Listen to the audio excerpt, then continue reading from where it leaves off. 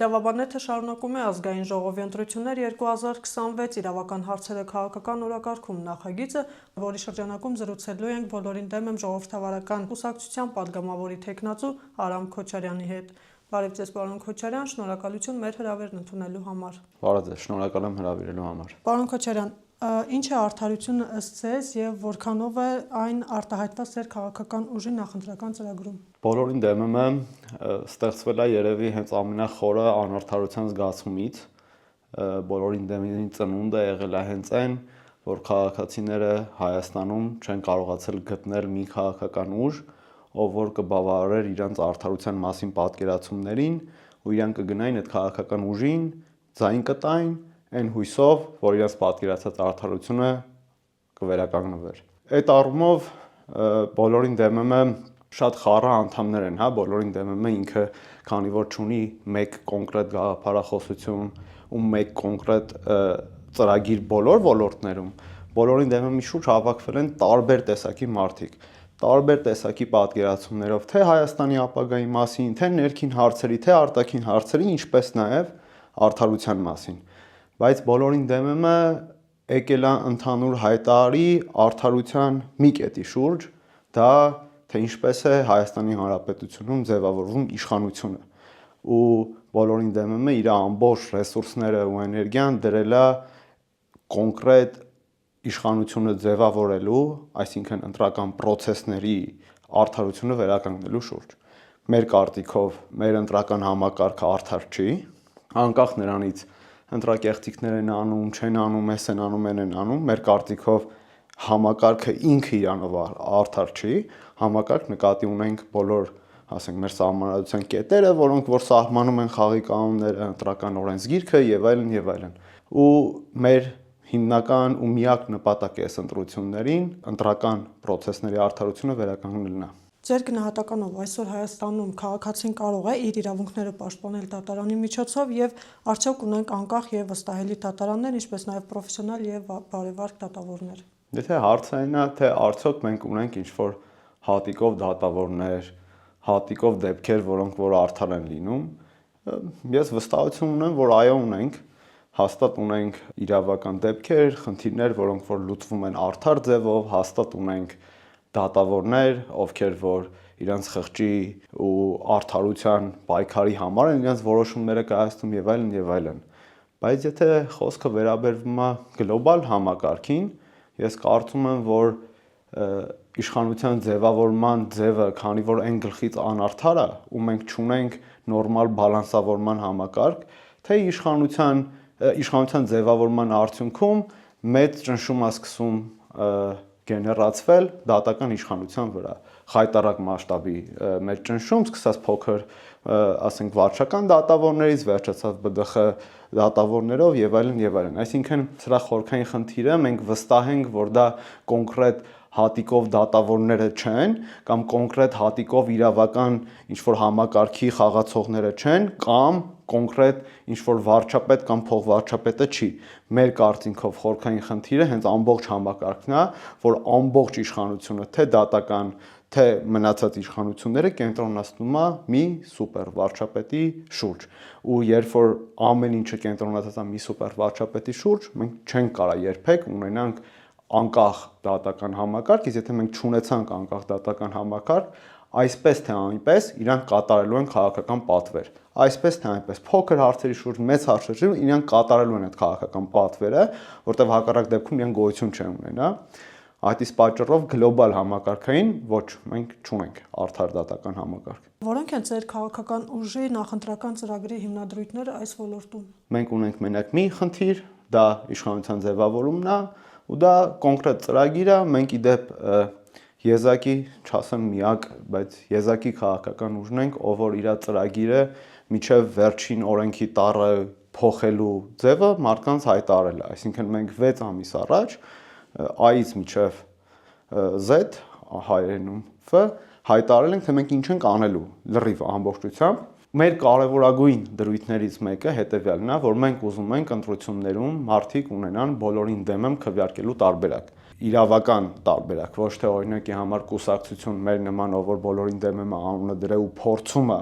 ներկայացնի բոլորին դեմ եմ քաղաքացիներին, չէ, հենց ընտրական օրենսգրքի մեջ կոնկրետ կետ, որը որ սահմանում է, որ քաղաքացիները կարան գան բոլորին դեմ եմ քվեարկեն։ Դա մեր առաջի ու կարևորագույն կետն է։ Մենք ուզում ենք ընտրական օրենսգիրքը փոխենք, ավելացնենք բոլորին դեմ եմ քվեարկելու տարբերակ, որը ունենալու է իրավական հետևանքներ։ Որն է այդ իրավական հետևանքը։ Որտեվ մեծ հաշվով նայեք, եթե բոլորին դեմ եմ քվեարկեն ու դա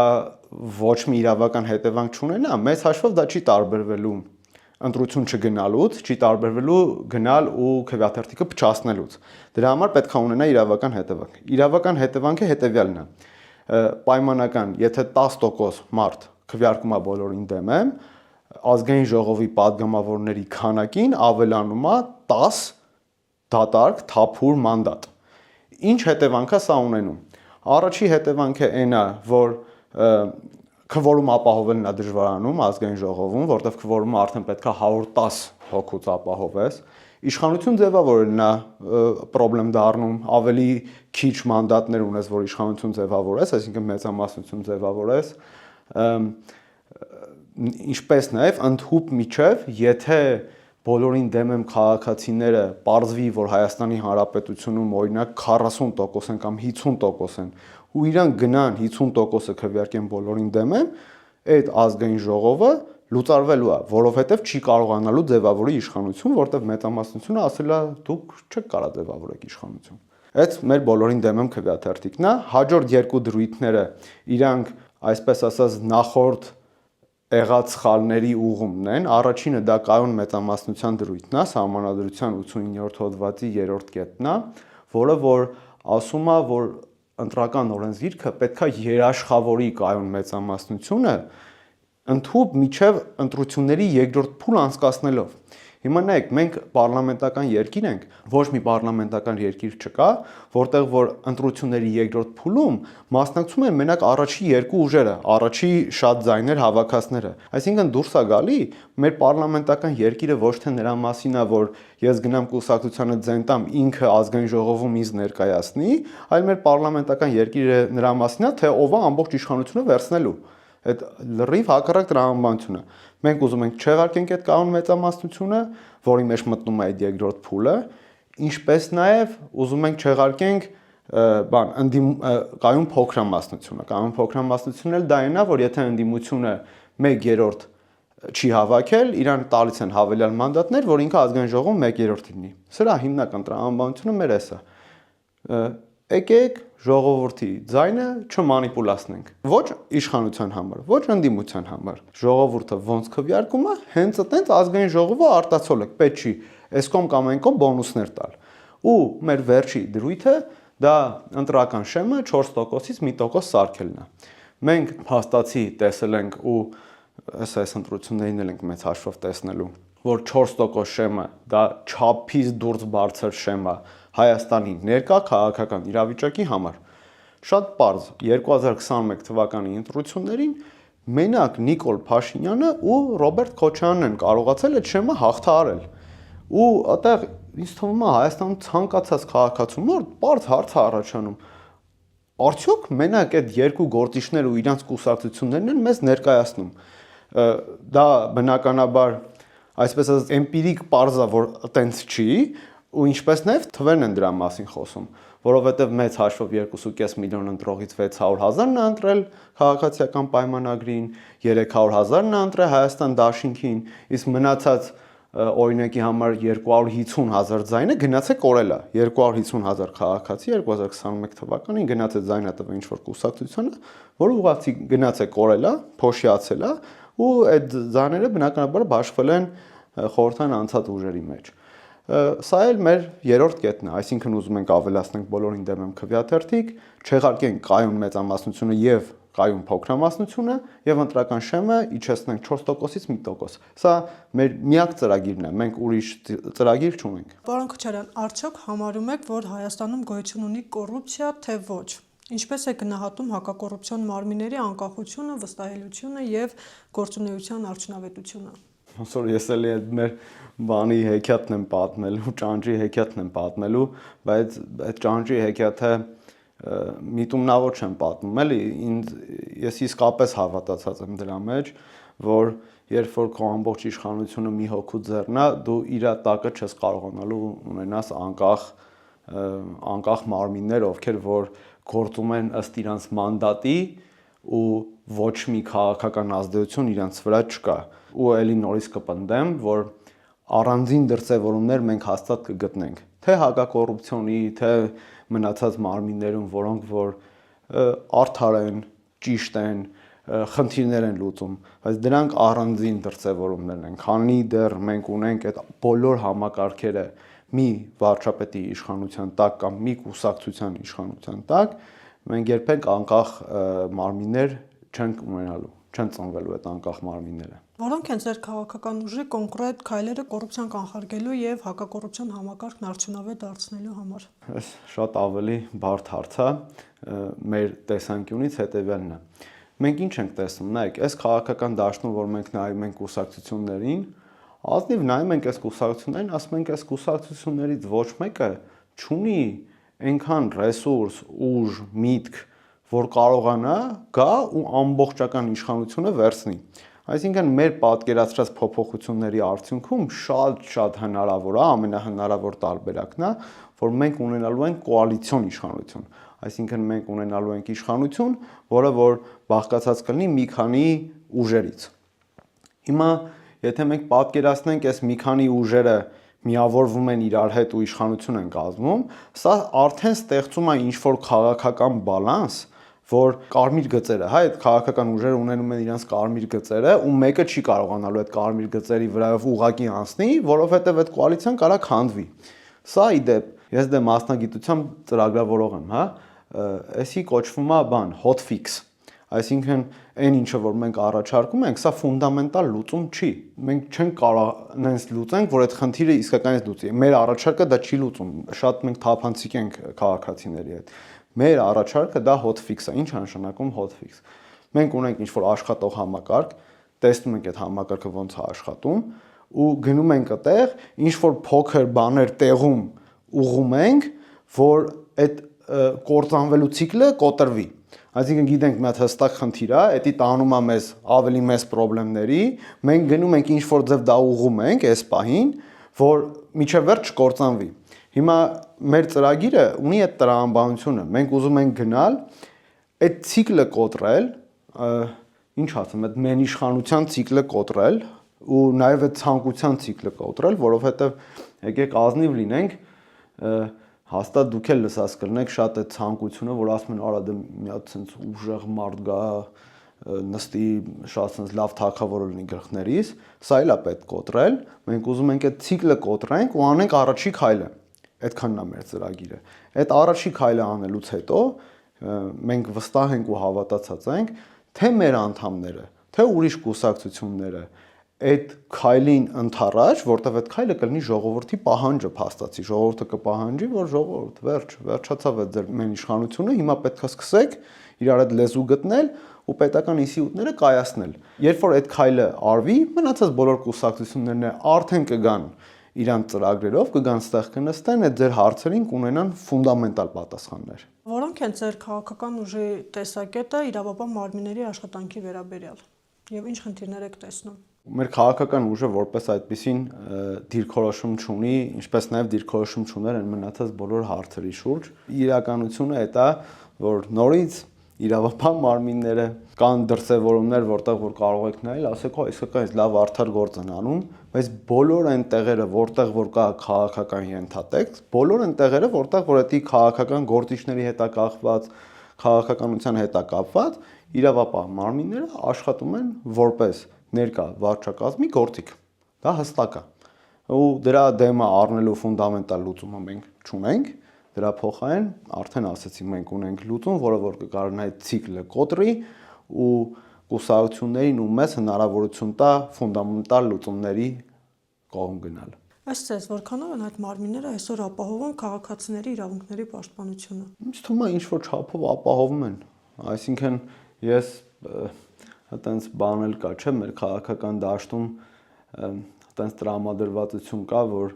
միշտ պետք է ամեն ինչ պտտել, ասել սա ամեն ինչ վատ է, կործանվում է այս երկիրը, քանդվում է, ինչ որ բան կա, իհարկե ոնց որ ինչ որ մակարդակի անվտանգությունը ապահովում է, ինչ որ մակարդակի խնդիրներ լուծվում են, ինչ որ մակարդակի իրավունքները պաշտպանված են, բայց նորից երբ որ հարցը վերաբերվում է high stakes, այսինքն հարցը վերաբերվում է ինչ-որ քաղաքական լուրջ հարցի, հարցը վերաբերվում է, թե մենք ոնց ենք պատկերացնում մեր ապագան, հարցը վերաբերվում է մեր քաղաքական դիրքորոշումները արտահայտելուն, հարցը վերաբերվում է քաղաքական գործունեություն ծավալելուն, հարցը վերաբերվում է քաղաքական բանավեճերին ու քաղաքական մրցակցությանը, այդ բոլոր տեղերը իրավապահները սպասում են հրահանգի, բոլոր տեղերը անխտիր սպասում են հրահանգի, թե ինչ են իրենց ասելու։ Ունեք լուծում եւ որոնք են այդ կոնկրետ լուծումները։ Ես արդեն ասացի, մենք ունենք մենակ մի լուծում։ Մի լուծումը ընտրական համակարգը փոխել, նոր ընտրություններ դնելն է։ Ինչպես ասացի, մեր բարեփոխումները մենք պլանավորում ենք անել դա հետեւյալ կերպով։ Մենք իլյուզիաներ չունենք կամ YouTube-ի հարցումների հիման վրա չենք սկսում մտածել, որ մենք առաջի կամ երկրորդ ուժն ենք, մենք փոքր ուժ ենք։ Հիմա հարցումները ցույց են տալի, որ հնարավորություն ունենք ազգային ժողով անցնելու, այսինքն այդ 4% շեմը հնարավորություն կա, բայց դեռ հələ պիտի շատ լավ աշխատենք, որ հատենք։ Մենք հետեւյալ բանն ենք պատկերացնում։ Եթե մենք հատենք այդ 4% շեմը, անցնենք խորհրդարան, եթե այդ իրավիճակում ոչ իշխանությունը ներկա, ոչ ընդդիմությունը հավաքած չլինի մեծամասնություն, այսինքն մեզնից կախված լինի իրանց իշխանություն ձևավորելը, մենք երկու կողմին էլ տալու ենք վերջնագիր, մեր վերջնագիրը ունենալու այն տեսքը, որը որ ես ձեզ նոր ներկայացրի, մեր ծրագրի տեսքով, ասելու ենք մենք չենք գալի 5 տարով իշխանության, մենք գալիս ենք 100 օրով իշխանության, անելու ենք այս փոփոխությունները, դնելու ենք նոր ընտրություններ, կգաք կմասնակցեք այդ նոր ընտրություններին, մենք է դուրս ենք գալի դաշտից։ Տալու ենք այդ վերջնագիրը։ Դա մեր միակ հնարավորությունն է մեր պլանը իրագործելու։ Եթե ոչ մեկ իշխանություն չհավաքի, մենք ոչ մեկին չկպնենք, իրանք մեզ կպնեն։ Չկպան, կգնան երկրորդ փուլի ընտրություններ, ելի կձևավորեն այդ նույն մեն իշխանությունը, այդ արդեն հետո մենք կհասկանանք, թե ոնց ենք պայքարելու դրա դեմ։ Ինչպես է գնահատում մարդու իրավունքների պաշտպանության ներկայիս մակարդակը Հայաստանում։ Չունեմ գնահատական, ազնիվ չունեմ գնահատական, այսինքն բացի այն ինչը որ ասացի, դա նույն ձև վերաբերվում է մարդու իրավունքների պաշտպանի ինստիտուտին, բռիվ նույն ձև վերաբերվում է դրան, այսինքն մարդու իրավունքների պաշտպանը քաղաքական ճնշումներից կամ քաղաքական որոշումների գծի մեջ է։ Մարդու իրավունքի պաշտպանը ունի sense սահմաններ քաղաքական, որ հարգելի պաշտպան այստեղ կարած գնաս, այստեղ չես կարա գնաս։ Իսկ ցանկացած նման իրավիճակում այո, մարդու իրավունքների պաշտպանը կարա գնա ինչ որտեղ լավ բաներ անի, բայց քանի դեռ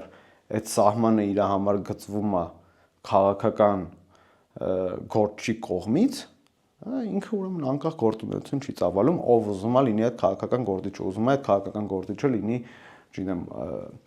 ամենասուրբ, ամենաիդեալական մարդը, մեկը դա գծվելու է մի մարդու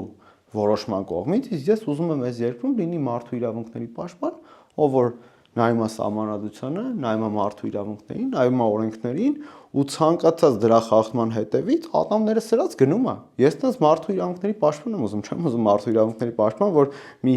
10% դեպքերում ատամները սրած է գնում, մի 20% դեպքերում ուղղակի հայտարարություն է անում, մի 30% դեպքերում էլ ծանրաբեռնված ենք չենք տեսել կամ մեր դաշտում չի այս խնդիրը։ Այս ոլորտում որոնք են ձեր քաղաքական ուժի անելիքները առաջիկա տարիների ընթացքում ընտրություններում հաղթելու դեպքում։ Մենք չունենք այս ոլորտում անելիք։ Մենք ունենք անելիք մենակ ընտրական օրենսգրքի փոփոխությունների, մենք ընտրական օրենսգիրքը փոխելու ենք, նշանակելու ենք նոր ընտրություններ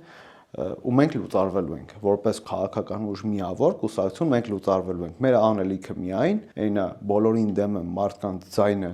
փաստացի բարձրացնել ազգային ժողովում, եթե պարզվի, որ այդ բոլորին դեմ մարդկանց քանակը այնքան է, որը որ կստիպի այս գործող համակարգին կոտրվել, այսինքն այս գործող համակարգը կնայի կասի, չեմ մի վայրկյան, այսքան մարդու ձենի հետ մենք չգիտենք էլ ինչ անենք, այսքան ձեն է, այնքան ձեն է, որ պահանջ է փոփոխության։ Եթե դա կլինի այդքան ձեն, այդ փոփոխության պահանջը ամբողջությամբ այդ կապիտալը կվերածվի ընտրական համակարգը բարելավելու վրա, դա չի վերածվի օրինակ իմ քաղաքական դիվիդենդներին մեր վարչապետի տեխնատոյի դիվիդենդ լուծարվելու են գնանք։ Այդ ամբողջ կապիտալը կվերածվի նոր ընտրությունների կազմակերպմանը ու այդ նոր ընտրությունները իսկապես արդար ավելի լավ պայմաններով կազմակերպմանը։ Շատ լավ, շնորհակալություն պարոն Քոչարյան զրույցի համար։ Շնորհակալություն։ Մեր հյուրն էր Բոլորին դեմ եմ ժողովրդավարական կուսակցության падգամավորի թեկնածու Արամ Քոչարյանը։